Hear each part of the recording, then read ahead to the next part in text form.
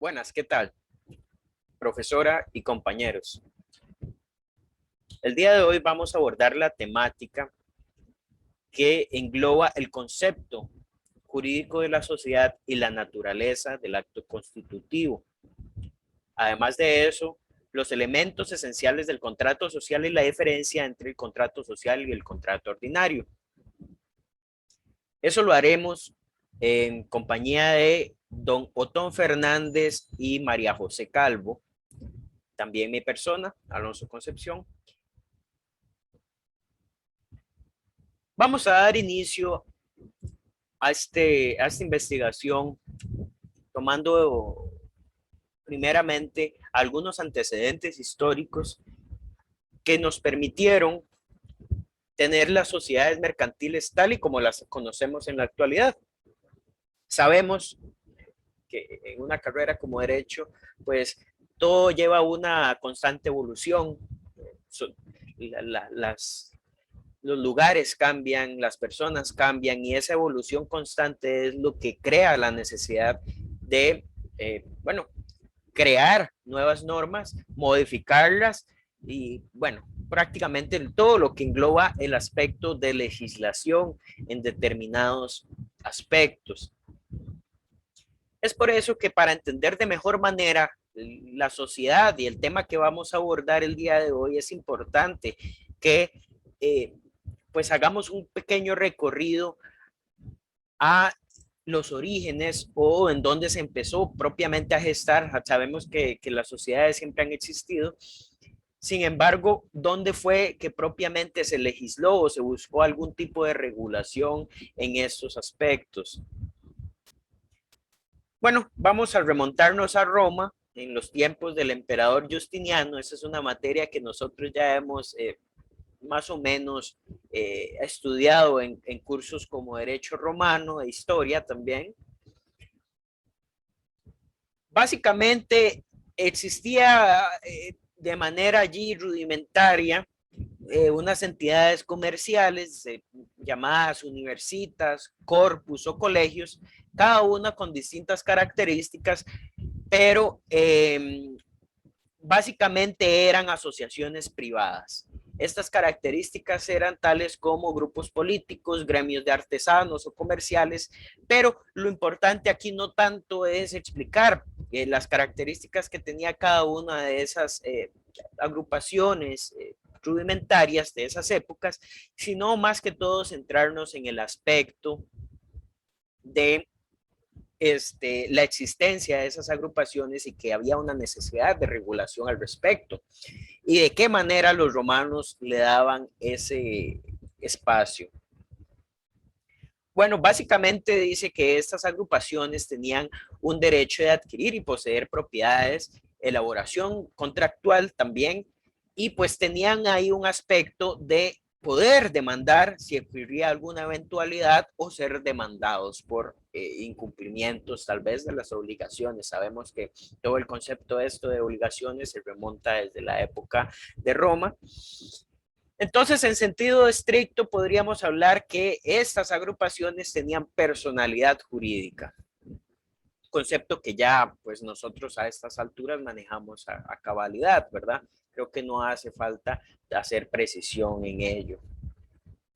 A manera de algunos elementos también que son importantes, es que societas en la civilización romana tenía una significación de varias personas. El vocablo socu, que básicamente era el interés común que estas comparten, por propiamente el aspecto de acuerdo de voluntades.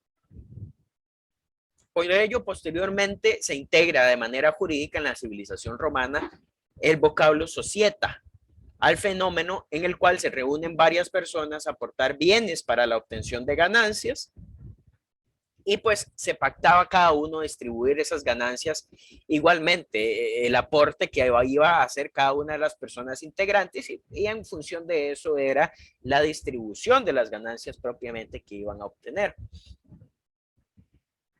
Ya a finales ya de la época romana surgió el elemento de societas omnium bonorum, en el cual todos los bienes originalmente fueron relacionados al tema de sucesiones, ¿verdad? Entonces era cuestiones hereditarias propiamente y se configuraba dentro de lo que era la familia. Conocemos estos aspectos del paterfamilias y todos los relaciones que configuraban en la época romana, ¿verdad?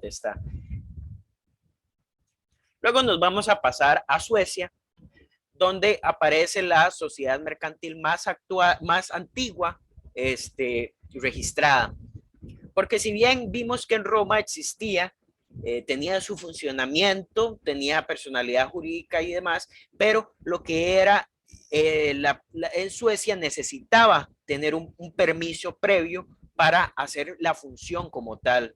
En Roma no, en Roma funcionaba, tenía unas características, pero no tenía que hacer la solicitud propia de ese permiso para hacer la creación de la misma. Simplemente bastaba con que una serie de personas cumplieran las características para reunirse por la consecución, ya sea comercial, política o lo que fuese, y pues ya existía. Pues acá no. Bueno, en este caso ocurrió en 1347 en una comunidad minera de nombre Stora Kopparberg. Básicamente esta sociedad fue avalada por el rey Magnus Ericsson. Entonces era lo que les mencionaba. Y otro aspecto interesante de esta sociedad es el aspecto de que le adjudicaban el nombre Koinonia a este tipo de agrupaciones en general. Y eso es un concepto que vamos a hablar un poco más adelante, debido a que Aristóteles habla sobre, tiene un libro en el cual se empiezan a explicar todos estos conceptos, estos vocablos, que básicamente lo que conllevan es a la unión entre personas que comparten un espacio vital. Básicamente es elemento de convivencia.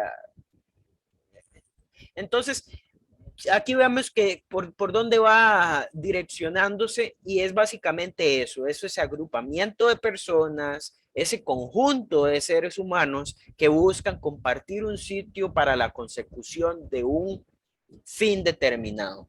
¿Qué fin? Pues eso es lo que va a diferenciar un tipo de agrupación de otro tipo de agrupación que vamos a ver más adelante. Finalmente, ya para ir cerrando este aspecto, este recorrido histórico, llamémosle así, nos vamos a Francia, debido a que en el Código Napoleónico, en su artículo 1832, se define sociedad como que es la unión de dos o más personas que convienen por una finalidad en común y la obtención del beneficio resultante. Esto naturalmente estaba originalmente en francés, debido a que, pues, ¿verdad? De igual manera, se puede mencionar que la sociedad mercantil inscrita, formalmente más rudimentaria, era la compañía. Esto ya cuando fue adquiriendo características más serias, características ya más taxativas, mejor dicho, sería la palabra, en el siglo XVII, específicamente en Holanda e Inglaterra, se creó la Compañía Holandesa de las Indias Orientales y la de Bahía Hudson. Entonces, básicamente acá, ellos se encargaban de la administración, dirección y trabajo propiamente de las colonias europeas. Bueno, sabemos todo lo que conllevó el expansionismo europeo. Y pues ellos, el aspecto más interesante es que elaboraron certificados de papel para legitimar acciones dentro de esta compañía y de esta manera poder participar o formar parte de la Bolsa de Valores de Ámsterdam. Eso es una modalidad ya inicial de lo que es la sociedad de responsabilidad limitada como tal. Posteriormente, con el surgimiento del capitalismo, ya se originan lo que es las sociedades anónimas, que debido a sus características particulares permiten un mejor desarrollo propiamente. y que culmina ya con la ley francesa de 1867, en la cual se suprime el requerimiento de la autorización gubernamental para la constitución de sociedades anónimas. Entonces, vemos como en un inicio no había una necesidad estatal para la creación propia de una sociedad. Posteriormente fue necesario la autorización, como lo fue en Suecia y en Francia, de esto para la creación de las sociedades. Y finalmente vemos que se suprime esta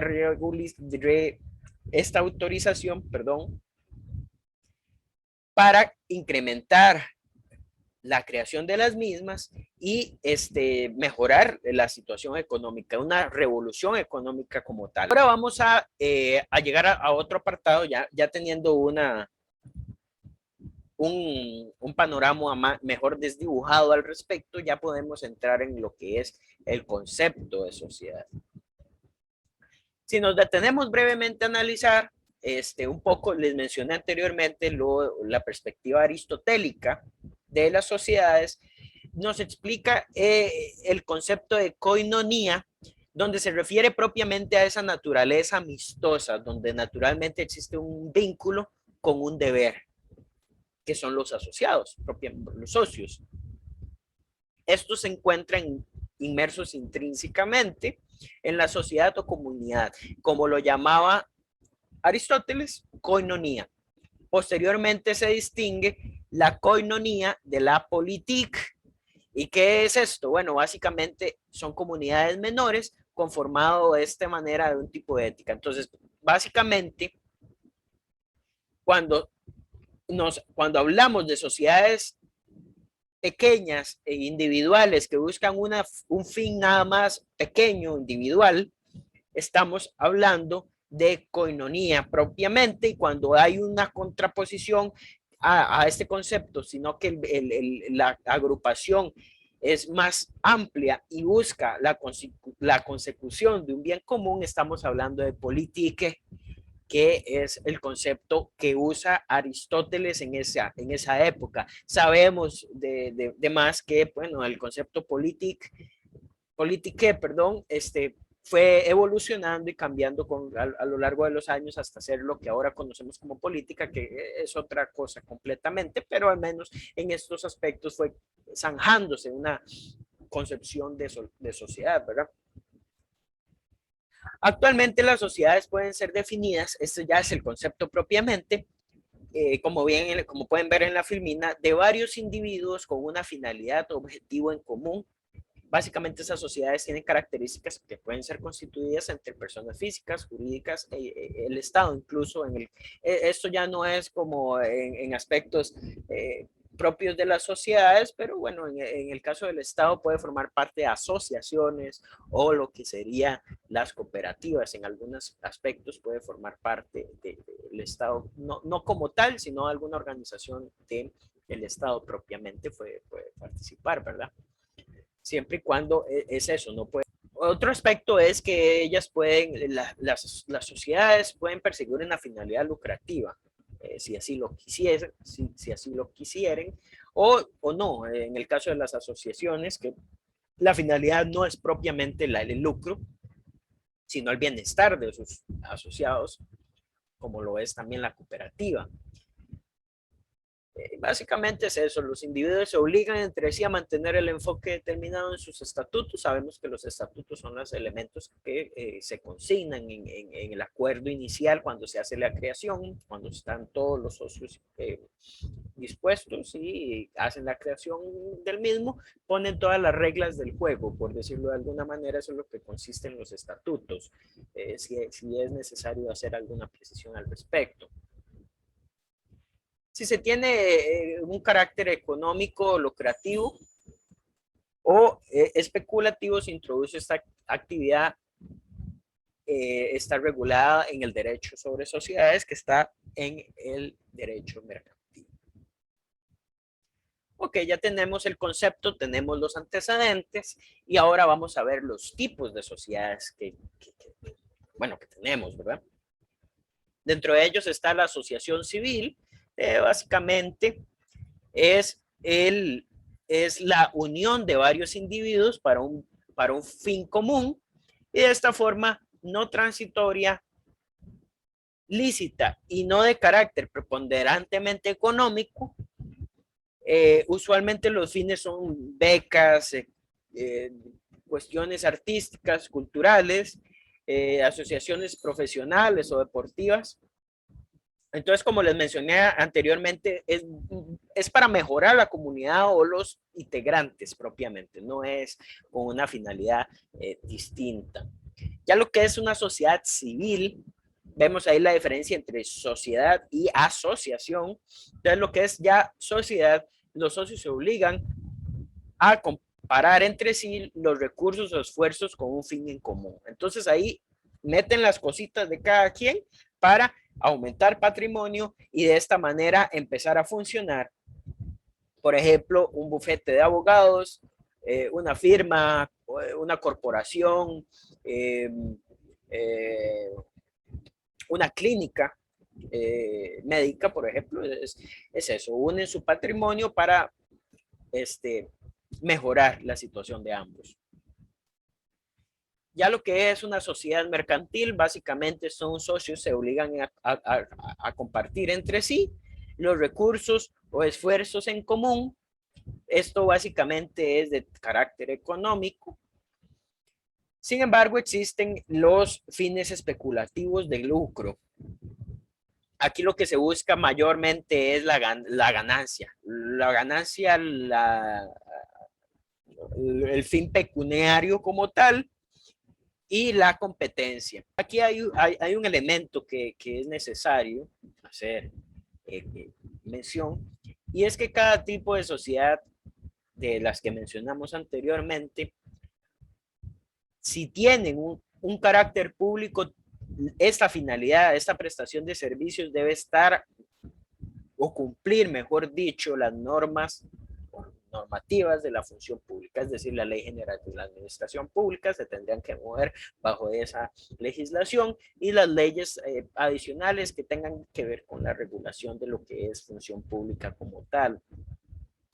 Ya lo que es las sociedades que se van por la arista privada propiamente, como sería un bufete de abogados, por ejemplo, pues caen en la esfera de lo civil o mercantil, según sea el caso, y pues la normativa que respecta a este apartado.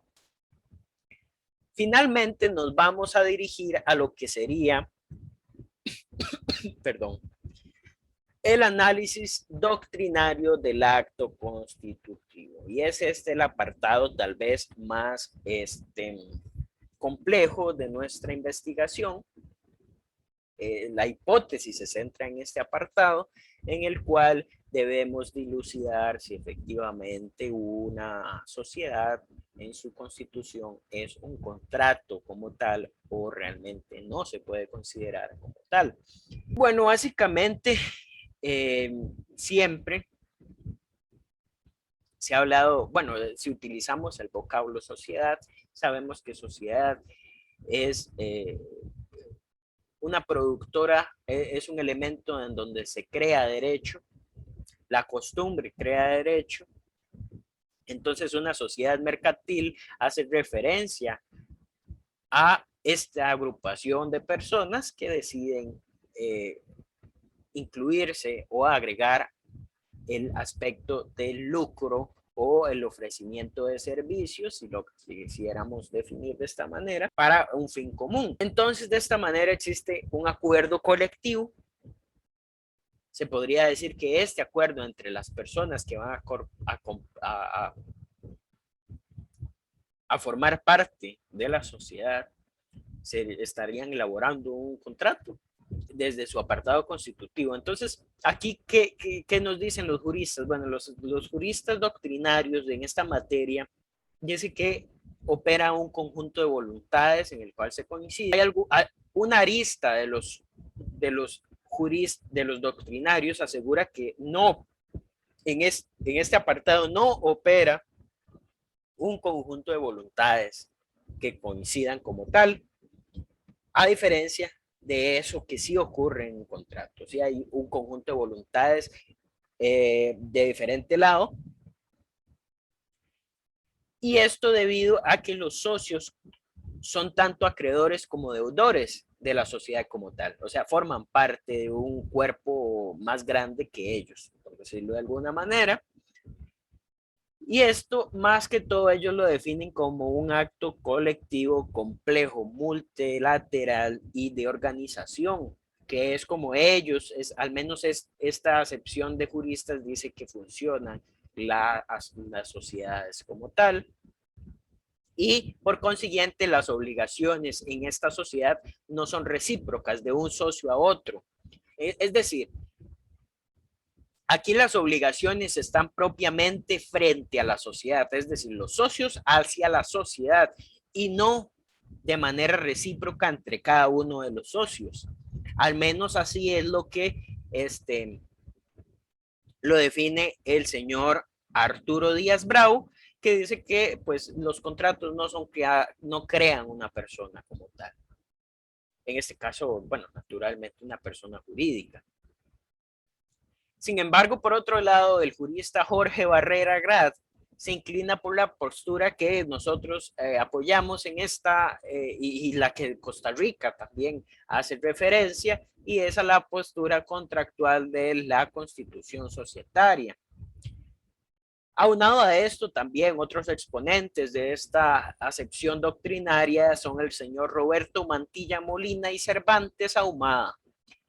Sostienen que efectivamente es un acto colectivo. Entonces, esta es la postura más aceptada. Entonces, habiendo ya mencionado estos conflictos que existen en esta temática, pues vamos a proceder ya a hablar de la acepción que efectivamente utiliza nuestro país en su legislación, y es la naturaleza contractual de la constitución de la sociedad. Y pues básicamente se puede decir que son contratos, este contrato de sociedad, digámosle así, son bilaterales y se caracteriza porque las partes se obligan a una prestación y contraprestación, surgiendo de esta manera el elemento de reciprocidad entre socios, en el cual podríamos decir que uno es deudor y acreedor al mismo tiempo. Y todo esto mediante el acuerdo de voluntades que engendran las obligaciones de carácter patrimonial entre los integrantes. Como ejemplificación de esta temática podemos decir pues el aporte que va a hacer cada uno de los socios, ya sea de trabajo, económico o pues de materia como tal, llámese insumos mobiliarios, etcétera. Entonces, bueno, hay que hacer aquí una acotación, y es que es erróneo concebir el acto constitutivo como un contrato bilateral propiamente. Y esto debido a que no necesariamente restringe a ambas partes, ya que bueno, sabemos que las sociedades pueden ser integradas por más de dos personas, es decir, no necesariamente por una sola, por dos, es decir, no necesariamente por dos personas, sino que pueden ser varios. Entonces, no hay una reciprocidad, por decirlo, en carácter estricto. Bueno, aquí quisiéramos hacer, bueno, voy a hacer lectura textual de Flores Nano.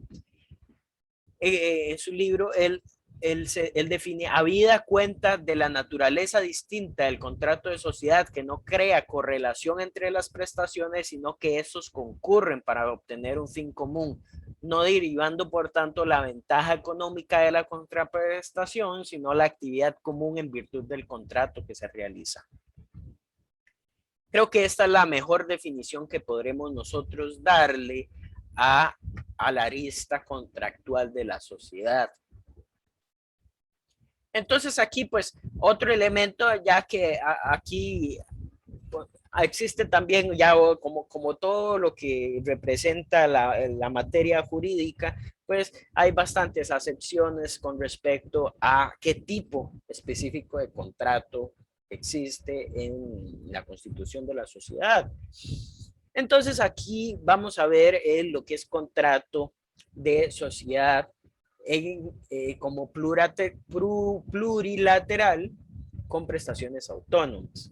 Entonces, como su nombre indica, básicamente es básicamente que cada socio que forma parte de la sociedad presta un servicio en específico y todos trabajan en conjunto para la consecución de un fin. Entonces, vemos cómo al final, desde un inicio, desde las definiciones históricas que pudimos nosotros obtener, ya se va zanjando siempre la misma definición, con algunos elementos ahí de precisión que existe entre una doctrina y otra, pero en fin,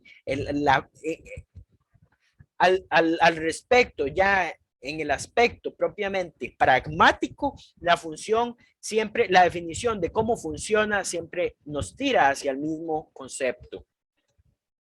Entonces dice que este contrato plurilateral se caracteriza por las prestaciones que no son recíprocas entre cada una de las partes, en este caso los socios, sino que las partes obtienen un beneficio común, siendo la ventaja económica o la finalidad que se establezca propiamente en los estatutos, por cuanto tiene un interés individual y no existiendo como ya una contraprestación. Es decir, cada uno tiene que cumplir con su elemento específico, pero esto no tiene que responder hacia el otro socio, sino propiamente hacia la sociedad para la obtención del beneficio. Como dice Martínez Val, nace pues por esta clase una relación jurídica duradera y estable en la que los socios se encuentran vinculados entre sí y con la sociedad y del que nace asimismo una personalidad jurídica distinta de los que tienen los componentes. Esta construcción de una nueva persona es para conseguir más adecuadamente los fines sociales que representa un sistema de unificación de las relaciones mediante la constitución de un nuevo sujeto y que éste recibe derecho a un ordenamiento unitario. Además, quisiéramos agregar a Ronald Coase, que establece, se puede entonces asegurar que la concepción aplicada en nuestra legislación es la de naturaleza contractual, tal y como mencionan diversos autores, cuando se realiza la constitución propia de la sociedad y se crean una serie de obligaciones y derechos que, aunque los mismos no sean recíprocos, lo son para la sociedad. Es por ello que existe la necesidad de la inscripción y desde allí deriva la categorización en la cual cada tipo de sociedad tiene distintas finalidades en función del fin perseguido. A continuación, yo voy a explicar el capítulo 3 de nuestro trabajo de investigación, que tiene como título Tipos de sociedades mercantiles en Costa Rica. En primer lugar, hay que tener presente que el derecho de asociación está amparado en nuestra Constitución Política en su artículo 25, donde se estipula que los habitantes de la República tienen derecho a asociarse para fines lícitos y que nadie podrá ser obligado a formar parte de asociación alguna. Los costarricenses tenemos la facultad de asociación siempre y cuando sea para efectos legales y posible dentro de los límites de lo lícito. Tipos de sociedades en Costa Rica. La sociedad anónima es una entidad jurídica donde las personas participan como socios por medio de una cantidad de acciones por un valor determinado. Dicha entidad posee un patrimonio distinto al personal de sus accionistas, por lo que se responderán únicamente por el capital aportado. Según el artículo 105 del Código Comercial, la sociedad anónima puede constituirse ya sea por escritura pública, por fundación simultánea o por suscripción pública. De igual forma, para su constitución es muy importante que haya mínimo 2 socios y cada uno de ellos tienen que suscribir como mínimo una acción.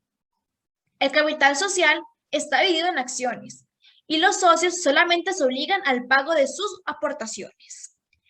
También tenemos que la Asamblea de Accionistas es el órgano de máxima jerarquía conformada por los socios, siendo la Asamblea General que congrega la totalidad de los socios, y esas pueden ser ya sea ordinarias, extraordinarias o especiales. Las ordinarias se convocan anualmente y las extraordinarias se utilizan como para tratar asuntos, ya sea como de modificación del pacto social o autorización de acciones, entre otros. Y las especiales solo pueden ser convocadas por los socios que poseen derechos particulares. La siguiente sociedad es la sociedad de responsabilidad limitada. Esa se define como la persona jurídica donde sus socios tienen responsabilidad limitada al monto o cuantía de sus aportes y se encuentra administrada por medio de un gerente. Bueno, en esa sociedad debe quedar suscrito el monto completo del capital social y los socios tienen que pagar al menos la cuarta parte de cada una de las cuotas que se suscribió. De igual forma, el capital social tiene que ser representado por cuotas nominativas, las cuales solo se pueden transmitir según las formalidades que están establecidas en el Código de Comercio. Con respecto a su funcionamiento, esa sociedad se encuentra administrada por uno o varios gerentes o subgerentes y tienen que ser designados en escritura pública o por medio de una escritura posterior. En comparación con la sociedad anónima, la sociedad de responsabilidad limitada es un tipo de sociedad con menor cantidad de regulación y su estructura es mucho más simple, lo cual hace que sea idónea para pequeñas y medianas empresas. De igual forma, tenemos que tener presente que el capital social solamente puede ser compuesto en moneda nacional. La sociedad en nombre colectivo. Este tipo de sociedad se define como la forma más espontánea y primogénea de organización societaria mercantil, porque no solamente se distribuyen proporcionalmente los derechos y las obligaciones emergentes de la actividad social, sino que asumen una responsabilidad solidaria. Tenemos que la constitución de este tipo de sociedad se encuentra establecido en el artículo 18 del Código Comercial. De igual forma, el capital social de este tipo de sociedad se constituye con aportes de las personas asociadas y las partes sociales no pueden ser representadas por títulos valores. La sociedad en comandita simple. Esa sociedad tiene su origen en épocas medievales. Entre sus características podemos mencionar que el capital es expresado en aportes. La responsabilidad es de uno o varios socios, denominados comanditarios. La obligación se limita al importe de un capital determinado y que frente a los socios, comanditos o gestores colectivos se tiene una responsabilidad solidaria e ilimitada. De igual forma, tenemos que este tipo de sociedad tiene que ser constituida por medio de una escritura social, en donde se tiene que indicar quiénes van a ser los socios gestores y quiénes van a ser los comanditarios, así como señalar el aporte de cada uno de ellos. Por otro lado, tenemos que los socios comanditarios son aquellos que realizan aportes al capital de la empresa. Ellos poseen una responsabilidad limitada y no tienen derecho a intervenir en la administración. De igual forma, estos responden hasta el monto de sus aportaciones. Por otro lado, tenemos los socios comanditos o gestores. Ellos aportan trabajo, representan y administran la sociedad y también tienen responsabilidad ilimitada en las obligaciones sociales. De igual forma, tenemos que su objetivo es el de realizar actividades empresariales conjuntas.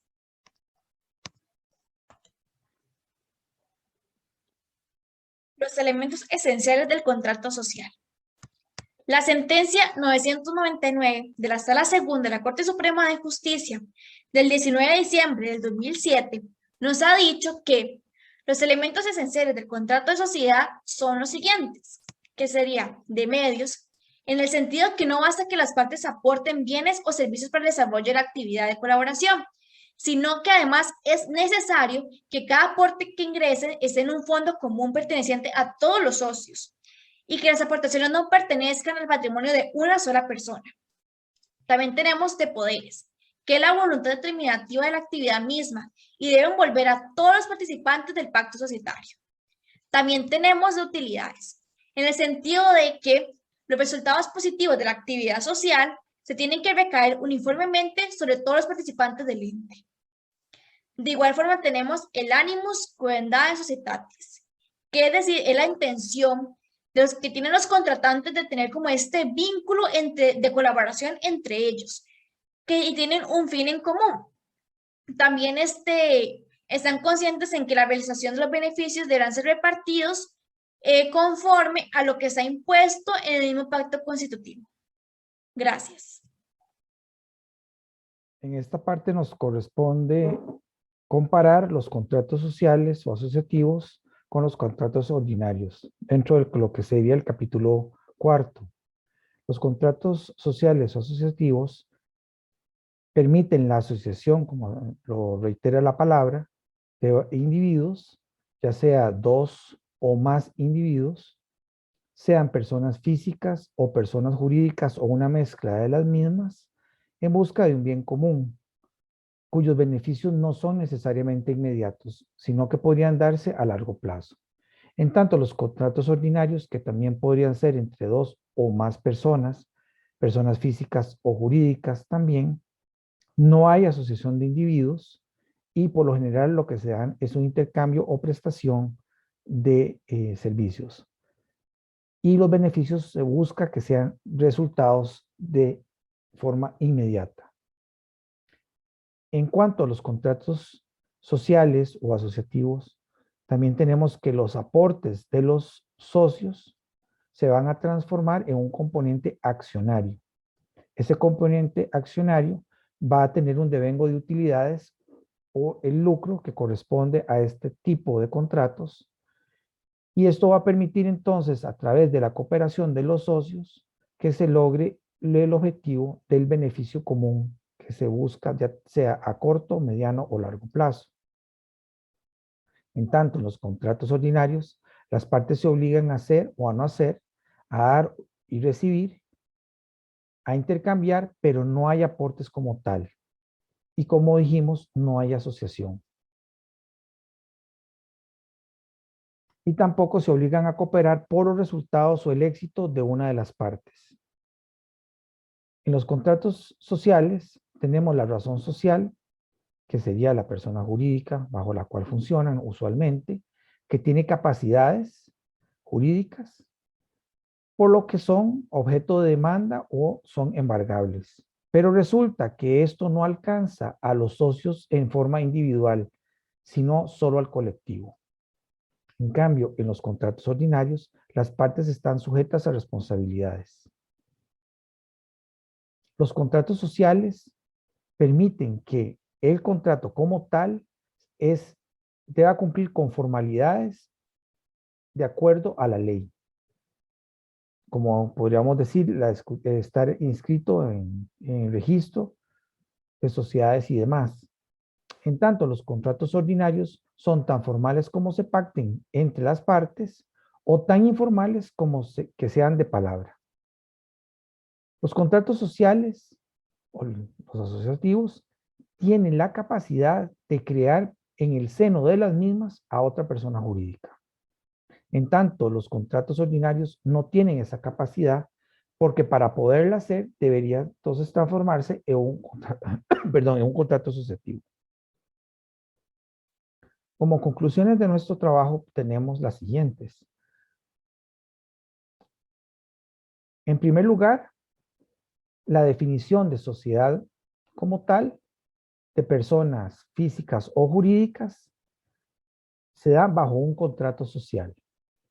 Como segunda conclusión tenemos que se realizó un trazado histórico donde se logró determinar que el objetivo primordial o la razón de ser de estas asociaciones o este pacto es la satisfacción de un bien común. En tercer lugar tenemos que al ser una forma asociativa entre personas, se requirió desde el principio una regulación por parte del derecho. Perdón. Como cuarta conclusión tenemos que las formas o actos constitutivos se basan o se forman bajo un contrato social o societario. Este acto originario es por excelencia el que va a crear la asociación o la sociedad. Y con esto queda comprobada nuestra hipótesis de trabajo.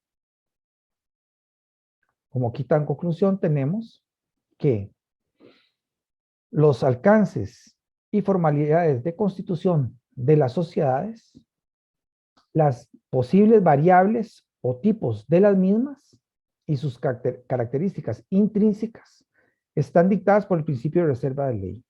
O sea, que están cobijadas por el poder legislativo. También se lograron establecer diferencias marcadas entre el contrato social y el contrato ordinario, como lo son las diferencias en cuanto a que el contrato social tiene como característica principal la cooperación. La realización de un interés común y el contrato ordinario no necesariamente busca una simbiosis entre partes, simplemente podría ser el intercambio o prestación que los compromete en una obligación. También tenemos como diferencias que en el contrato social la posibilidad de creación de personas jurídicas nuevas en el seno de las mismas. En el contrato ordinario esto no es posible hacerlo. En el contrato social también encontramos que hay responsabilidades civiles y penales y tributarias que no alcanzan a título personal a quienes constituyen las sociedades. En cambio, en el contrato ordinario, las partes sí son sujetas a todo tipo de responsabilidades. Por otro lado, dentro del contrato social, las partes están obligadas a cumplir con la tipología de los contratos asociativos, las formalidades indispensables para poder lograr que las mismas se den o estén debidamente inscritas. El contrato, como lo habíamos visto anteriormente, puede ser desde muy formal hasta lo más informal, que podría ser un contrato de palabra. Esta es la bibliografía que nos acompañó durante todo el proceso de investigación. Muchas gracias.